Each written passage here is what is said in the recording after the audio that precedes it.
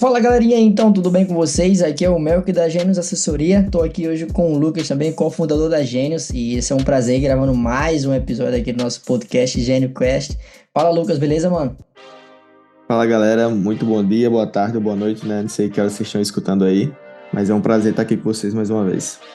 Pô, feliz demais em estar compartilhando mais uma vez com vocês aí nossa querida audiência e compartilhando com vocês o que é a comunidade, né? A ideia da Gênios sempre foi fazer isso. Eu acho que esse passo que a gente tá dando é muito massa. Eu não sei o que é que o Lucas tem pra opinar, mas eu fico feliz demais. É muito show, é muito legal algo novo pra gente, né? Como tudo que a gente vem fazendo na GN desde sempre é algo novo pra gente, né? É sempre legal estar implementando, Exato, ainda exato. mais algo assim que a gente ajuda muitas pessoas, né? Querendo ou não, com o nosso trabalho, mas ajudar assim com informação também, bater esse papo massa.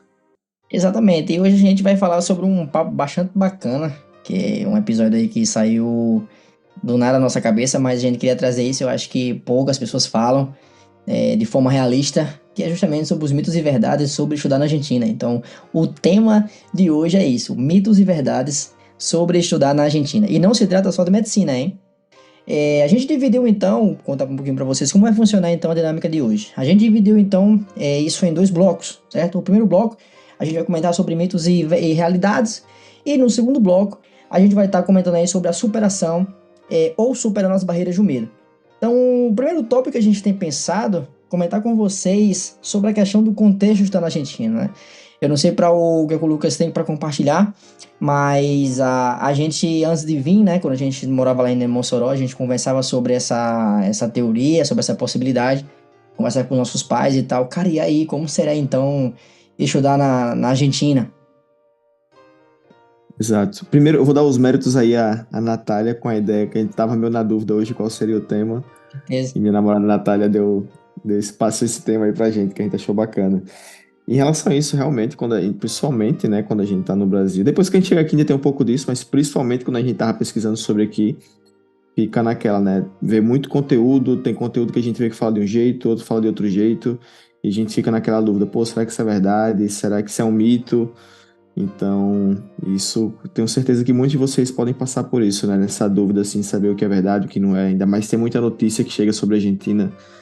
Não tá nem muito assim na nossa pauta sobre a parte econômica, mas muita notícia que a gente vê chegando no Brasil em relação a isso aqui. A gente que mora aqui, hum, querendo ou não, não tem tanto esse ponto assim. A pessoa acha que aqui tá faltando comida, ou Exato, exato. né, tem uma pessoa aí que postava algo do gênero, mas não tem nada a ver. Então, se eu estivesse no Brasil, eu falo isso porque eu tenho certeza que isso pesaria talvez na minha decisão. Então, aqui a gente sabe que a realidade é totalmente diferente, né? Pelo menos aqui na cidade autônoma de Buenos Aires, né? Para a maioria do pessoal.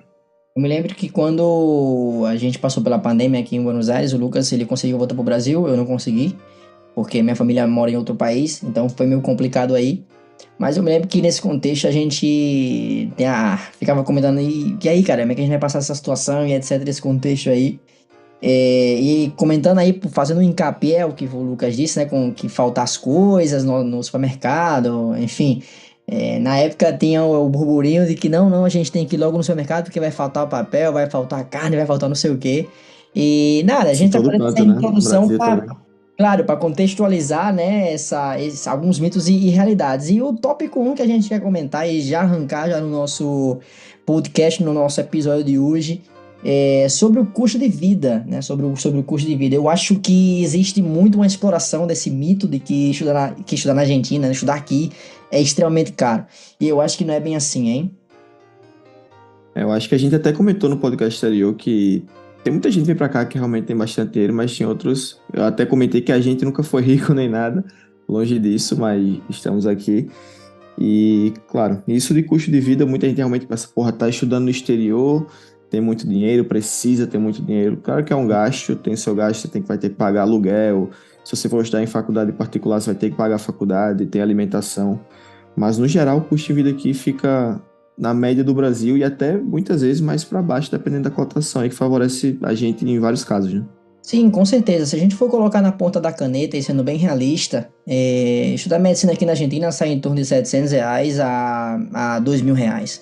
A gente A sabe que a realidade mensalidade, do né, no Brasil caso. é, sim, na mensalidade, né?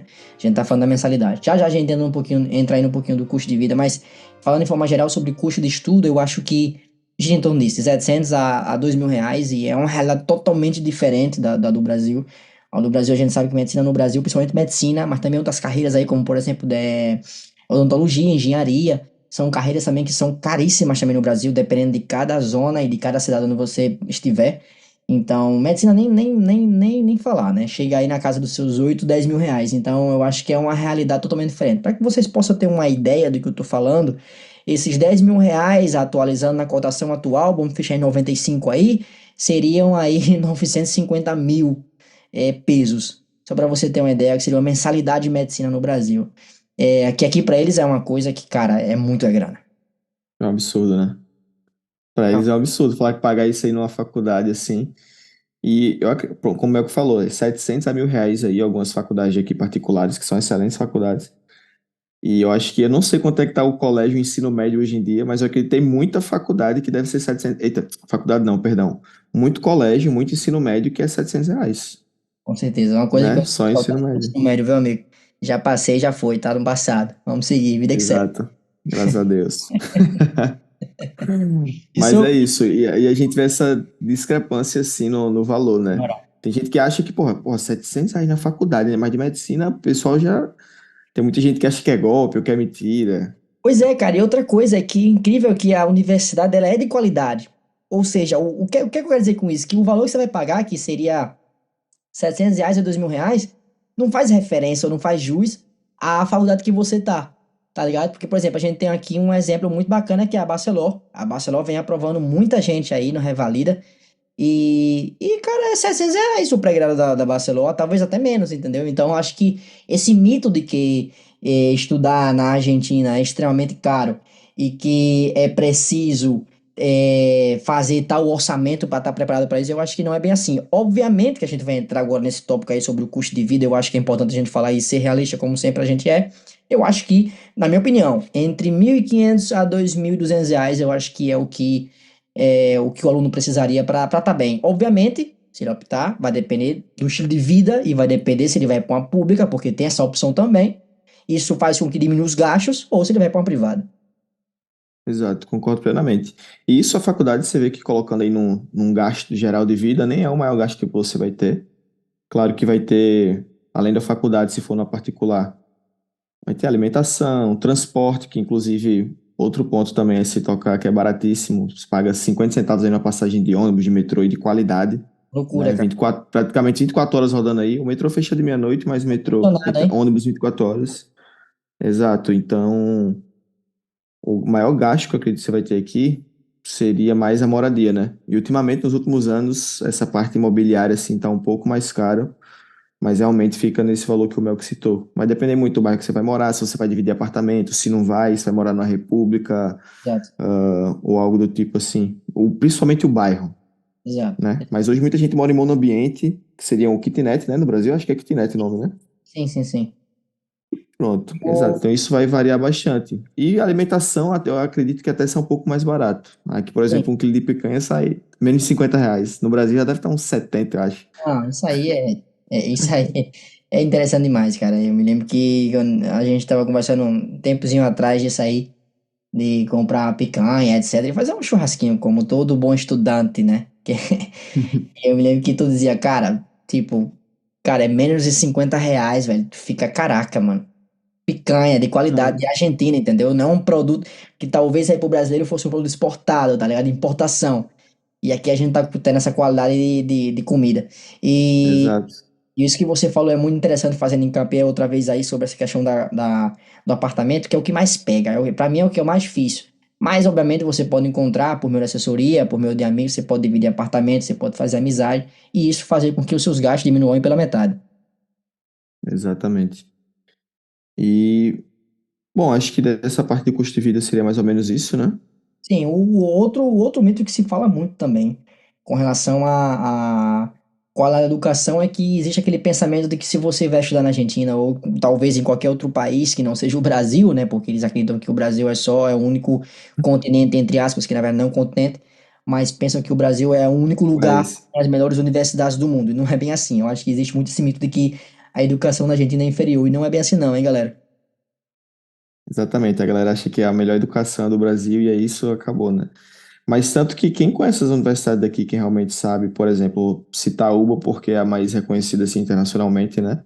A gente vê nos rankings ali. Se eu perguntar para qualquer pessoa que universidade é a USP, por exemplo, todo mundo vai saber. Claro, reconhecidíssimo é top. Claro que é uma universidade muito top. Mas se eu pegar nos rankings internacionais que tem de universidades, tá a UBA ali parelho junto com a USP, né? Exato, Então a exato. gente vê o nível que é. E todo ano isso, fazem muitos anos. A UBA, por exemplo, é uma faculdade que tem mais de 200 anos, tem quatro ou cinco prêmios Nobel, né? Sim, sim, sim, Então sim. você vê o reconhecimento internacional é gigantesco. Olha que a gente não tem só a UBA como exemplo, a gente também tem, por exemplo, a Universidade aí, Favalouro, que foi o grande fundador do bypass. Favalouro foi um médico argentino, muito conhecido no nível internacional, ele criou o bypass, então isso aí é 100%, é 100% origem argentina, se você pode dizer assim. E Exato. também essas Bypass, universidades, para quem não. sim, By- Bypass, muita gente sabe conhece o nome bypass, mas para quem não conhece, é o famoso marca-passo, né? exato, muito importante, tem salvado milhões e milhões de vidas aí. Exato. Centenas de pessoas, né, que precisam, que passam por algum bloqueio, alguma coisa do sistema cardiovascular e que precisa desse apoio. Então, assim, o cara criou isso, desenvolveu, foi a distintas universidades norte-americanas e terminou também aqui finalizando, voltando para a Argentina. Depois de uma pesquisadinha na história dele, a gente vai deixar para vocês aí como tip, como dica, para vocês terem uma ideia. E ademais dessa universidade aí, que é a Favaloro, também temos a UCA, também, que é outra privada, que também investe muito forte em pesquisa. A própria UBA também investe muito forte em pesquisa. E, bom, O Favarolo, rapidinho, ele é formado na UNLP, né? Se eu não me engano. exato, exato. E aí a La família e Plata, ele fundou a universidade. fundação. Sim, que é É privada. fundação. Sim. Exato, não, entendo essas universidades. A gente fala mais aqui dessa parte aqui de Buenos Aires em si, de La Plata, que é onde a gente assessora, né?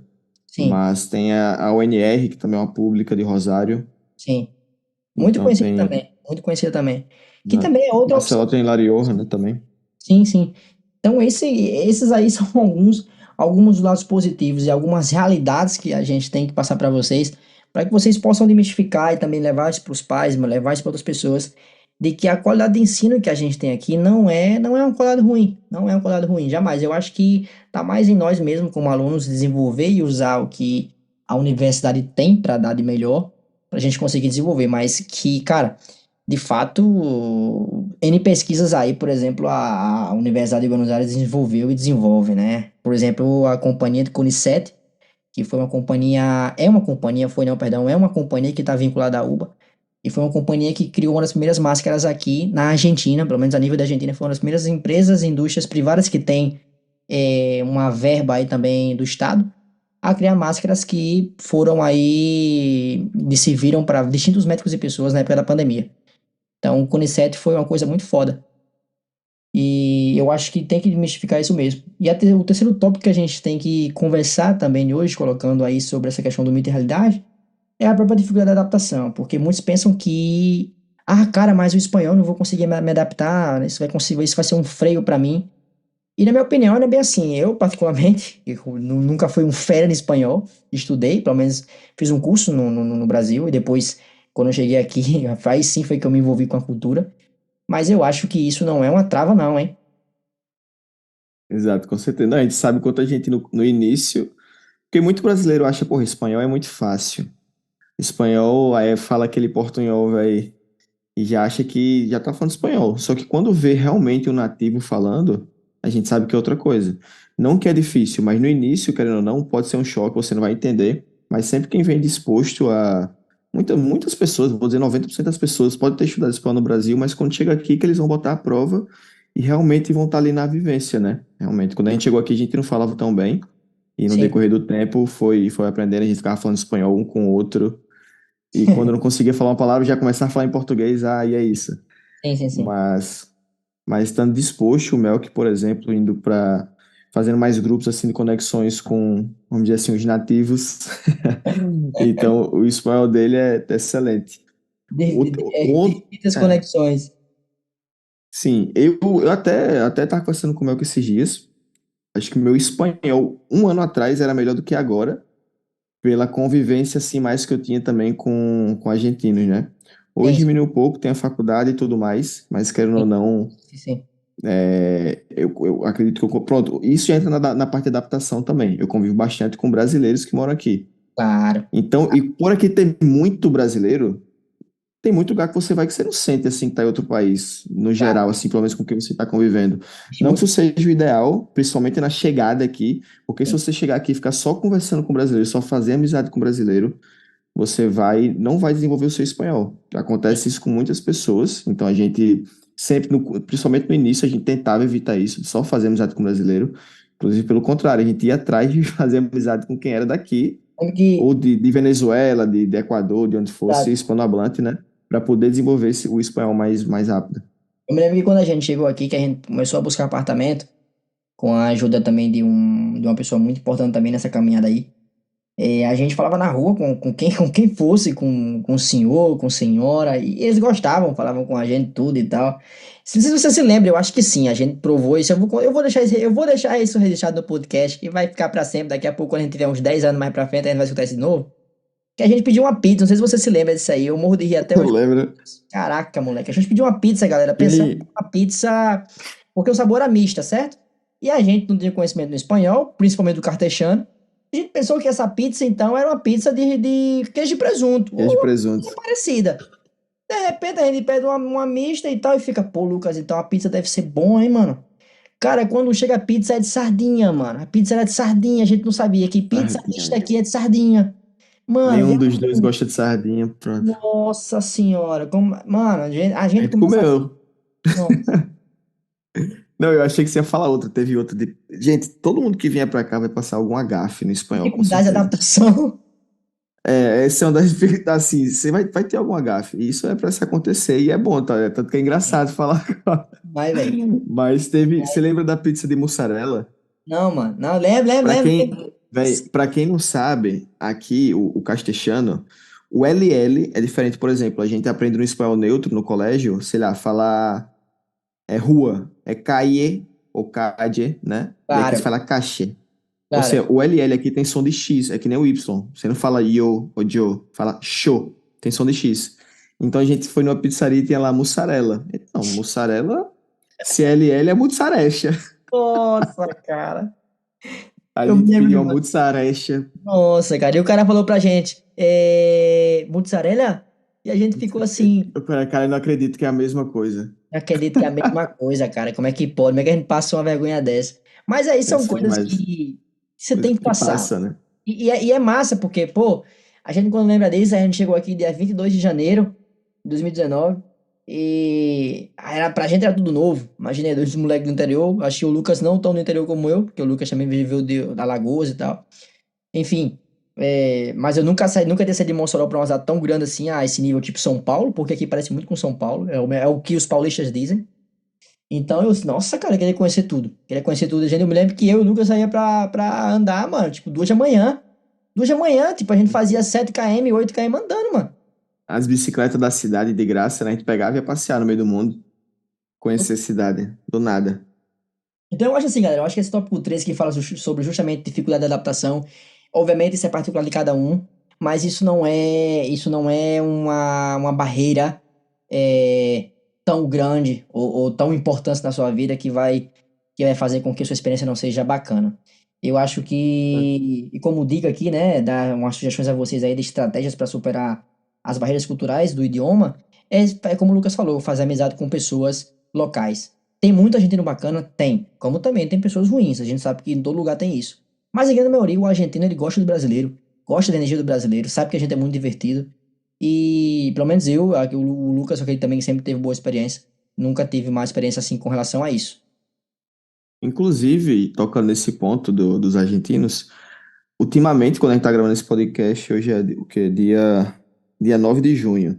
Tava Isso. tendo essa última semana agora muito isso de racismo, né, no futebol e tudo mais. E muita gente fica achando que todo argentino, você vai vir pra cá, vai sofrer xenofobia ou racismo, que seja.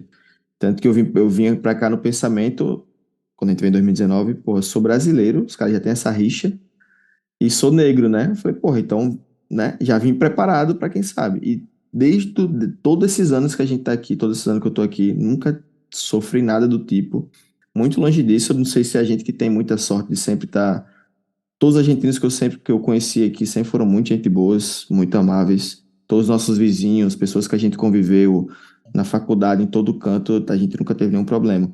Claro que Sim, tem gente, uma ou outra pessoa que vai sofrer algum problema do tipo, sim. mas, né, acho que algum choque em relação a isso, talvez você chegue a algum estabelecimento e não seja tão bem atendido assim, dependendo do canto, Isso, mas isso é de cultura. Tem muita exato. gente que acha que é porque é falta de educação, mas não, é a cultura deles e O jeito é deles. isso, não tem o que fazer. É, brasileiro que é mais caloroso do que todo o resto do mundo mesmo. Sim, sim.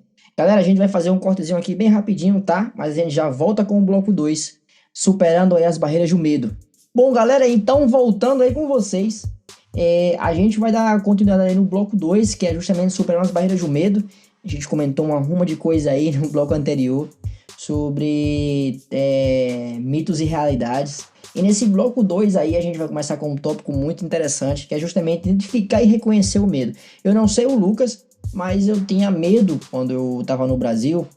O meu maior medo era não aprovar o espanhol. Eu não vou mentir, meu maior medo era não aprovar o espanhol, porque para mim eu via como uma grande barreira, porque nunca me dediquei, não no Brasil, né, a gente sabe, né? Nunca me dediquei tão bem no espanhol, então o meu grande medo era esse. Essa era a minha barreira de cara. E graças a Deus, com muito estudo e com muito esforço, porque foi muito estudo e muito esforço, a gente sabe disso e a gente reconhece, é que a gente identificou e reconheceu esse medo e foi correr atrás. O que você opina sobre isso, Lucas? Compactou 100%. E esse medo quando estava no Brasil, quando cheguei aqui, depois que eu fiz a prova. Eu lembro que quando a gente fez a prova pro lado de fora, caraca, não vou aprovar não sei, tô muito confiante. E deu certo, né, no final, mas Fantástico. de qualquer forma, esse eu acho que é um dos primeiros medos, assim, né? Tem gente que não, já entra num ponto que a gente tocou até no outro podcast, tem gente que não tá nem aqui, já tá com medo do Revalida. Algo Exato. que é 6 anos depois. Cara, galera, quem vier pra cá, ou quem já tá aqui, um passo de cada vez. Qual é a primeira coisa que você tem que fazer? Documentação. Se preocupe. Isso é um dos medos também que eu tinha. Será Sim. que eu vou conseguir fazer a documentação a tempo? Então, por isso que um dos papéis importantes de assessoria é esse. Boa, Alinhar da melhor forma, alinhar boa. da melhor forma para você conseguir fazer isso a tempo de maneira correta, né? Então, eu tinha primeiro medo. Documentação. Segundo, no espanhol. Assessoria de Terceiro, confiança. exato, gente de assessoria. Quem vos fala. Aí, além do espanhol em si, depois, no nosso caso, o CBC. Mas, enfim, você vê que o que eu vou citando foi o caminho, degrau por degrau, e os medos foram surgindo a partir daí. Cadê, Eu velho? nunca, até hoje, não tenho medo de revalida. Pô, o negócio aqui há tantos anos, então eu sei que daqui pra lá a gente vai estar preparado para isso. Sim, eu acho com certeza. Reconhecer isso é fundamental. Faz parte dessa superação que a gente tem hoje. E vocês também têm que seguir esse caminho, identificar quais são os medos, identificar e reconhecer eles. E uma vez que você tem isso planejado, escrever bem, traçar um caminho de superação disso aí, saber em quem confiar, em quem vai falar, com quem vai conversar, com quem vai compartilhar essa ideia. Porque muita gente vai falar, não, mano, tu vai fazer o que na Argentina, tá ligado? Tu não faz nada aqui, por exemplo. O que é que tu vai fazer? Vai pra um país onde tem miséria, onde tem crise, onde o peso tá lá embaixo, onde o dólar tá lá em cima nesse país. Então, assim, eu acho que são N barreiras que muita gente pode colocar em cima de você e que você muitas vezes não tem essa pressão de você mesmo. E que essas pessoas nunca pisaram aqui, né? Exatamente. E não com essa realidade. Não com essa a realidade como é. Porque eu costumo falar para o pessoal que eu só posso falar daquilo que eu sei. Eu só posso falar daquilo que realmente eu vivi. Eu não posso falar sobre a educação paraguai, por exemplo, ou da Exato. Bolívia, sendo que eu nunca fui lá. Eu posso me guiar por papers, eu posso me guiar por um testemunho de alguém, eu posso me guiar por alguma coisa que eu já li. Obviamente, dependendo da fonte. Mas eu não consigo dizer a realidade, porque eu não tô lá. Exatamente. Isso em faculdade, por exemplo, tem gente que, por exemplo, Paraguai, o povo, mas no Paraguai, eu não sei, eu não conheço. Não sei se a educação daqui é melhor. Se for no ranking das universidades, isso Sim, sim. Isso tá a gente claro. pode confirmar porque é um estudo que foi feito. Exato. Mas se for de realidade que a gente já passou, não sei dizer. Tem gente que pergunta sobre a UNR, por exemplo. Cara, eu nunca estudei na UNR aqui na Argentina, mas eu não sei como é que funciona. A gente não é acessório para lá, a gente não tem um direcionamento bom. Então a Exato. gente, pelo menos, tenta passar alguém que conhece para poder informar essa pessoa, né? Concordo 100% com o que o Lucas falou. Eu acho que assim, eu acho que ademais disso e além disso, do que eu falar com propriedade do que eu tô vivendo, eu acho que a gente tem que ter na cabeça de que as experiências elas são diferentes e distintas de cada pessoa, entendeu? O Lucas tem uma experiência dele, eu tenho a minha experiência, então assim, somos amigos de muito tempo, mas não temos não vivenciamos as mesmas situações. Capaz, em alguns períodos sim, mas em grande maioria, o Lucas tem um estilo de vida, eu tenho um outro estilo, então são coisas que por aí, na visão dele é diferente, na minha não.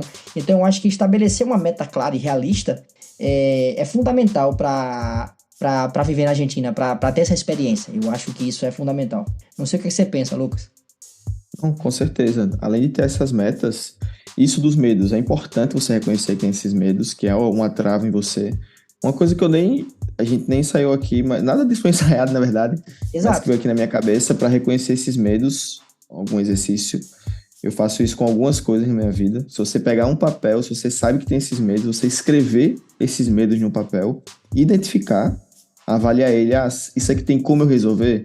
Esse medo daqui é algo realmente que faz sentido? Porque tem vezes você pode ter algum medo que não faz sentido algum e que é algo que dá para se resolver ou de uma maneira fácil ou porque se você analisar a melhor forma para ser resolvido, né?